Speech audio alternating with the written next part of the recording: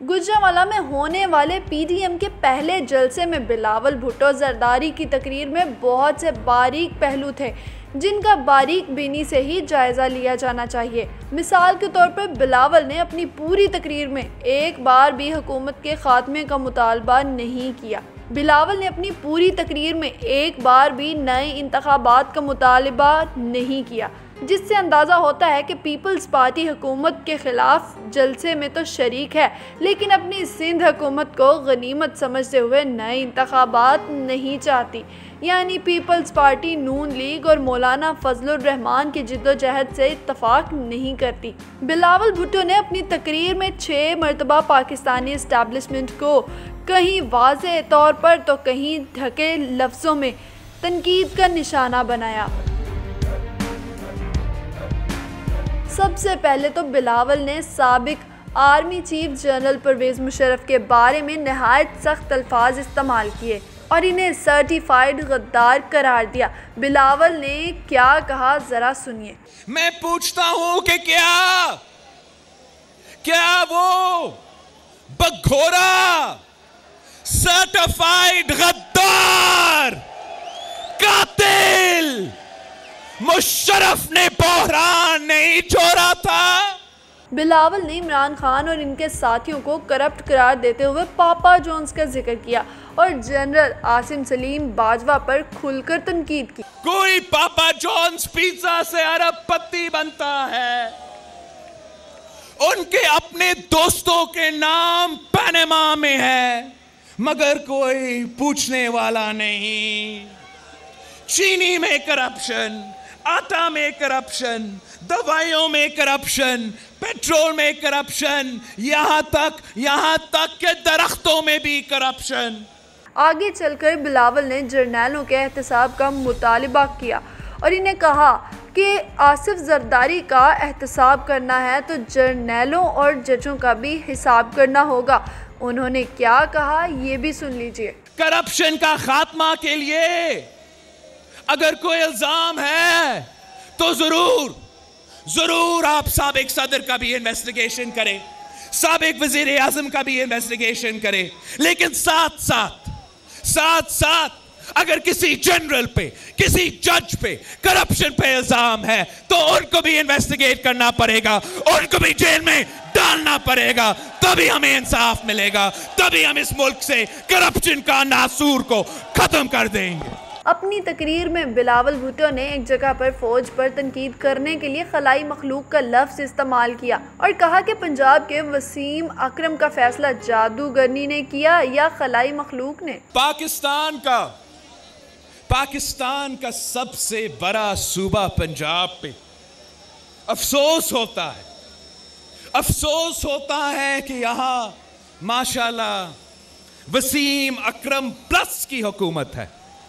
वसीम अकरम plus की तो हुकूमत है मगर गवर्नेंस माइनस में है और हमें ये समझ में नहीं आ रहा कि ये फैसला किसने किया।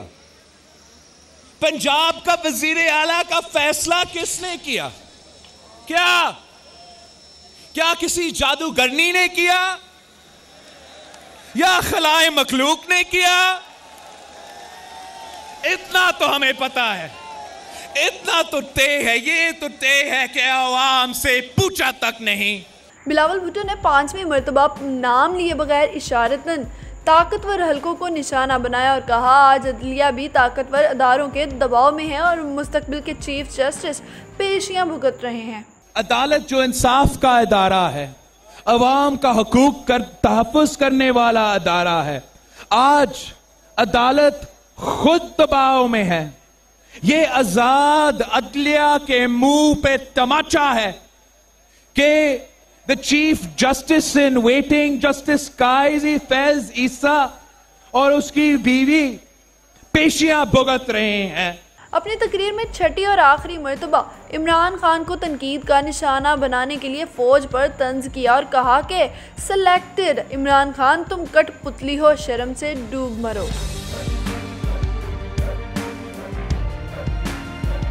बिलावल भुट्टो की तकरीर का ज़्यादा हिस्सा हुकूमती कारकर्दगी पर तनकीद पर मुश्तमिल था।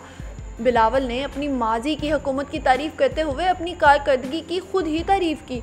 बिलावल ने इमरान खान की टाइगर फोर्स को खूब तनकीद का निशाना बनाया। हमने 1 साल के अंदर ही अंदर सेल्फ सफिशिएंट हुए। 2 साल के अंदर ही अंदर हमने गंदम बहरूने मुल्क बेचने शुरू कर दिया।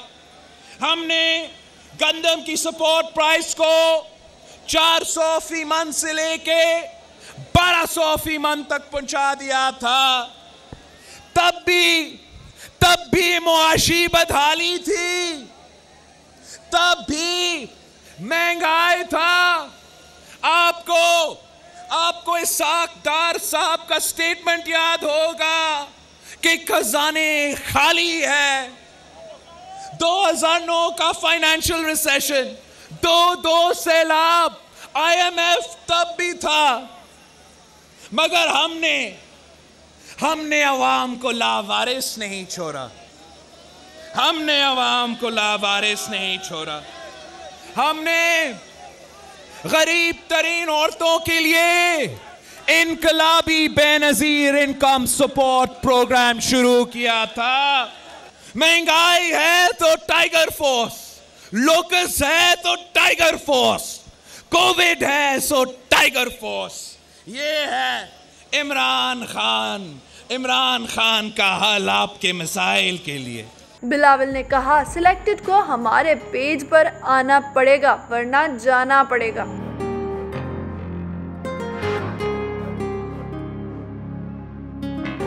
बिलावल भुट्टो जरदारी ने अपनी पूरी तकरीर में 5 मिनट तक भारत और कश्मीर पर बात की और कहा कि कश्मीर पर होते हुए भारतीय आईनी हमले का जिम्मेदार इमरान खान है। मोदी ने मैनिफेस्टो में लिखा था कि वो आर्टिकल 370 को खत्म कर देगा। इसको ये पता था, इमरान खान को ये पता था। इसके बावजूद इमरान ने मोदी का जीतने का ख्वाहिश का इजहार किया और जीतने के बाद मोदी ने कश्मीर पे तारीखी हमला कर लिया।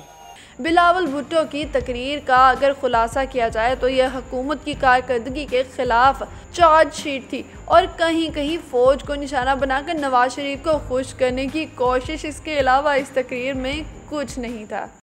जब भी लेजिस्लेशन करवाया जाता है तो जबरदस्ती करवाया जाता, बजट पास करवाए जाते हैं तो धांधली से आपके बजट पास करते हैं, धांधली से फैटिफ का लेजिस्लेशन पास करवाते हैं। जब मीडिया पे ताला लगा हुआ हो, जब अदालत आजाद ना हो, जब पार्लियामान को रबर स्टैंप में तब्दील करने की कोशिश जारी हो, तो फिर हम सब मजबूरन सड़कों पे आ चुके हैं अवाम के आवाज बुलंद करने के लिए, अवाम के हकूक का दिफा करने के लिए, जमहूरियत का बिलादस्ती के लिए।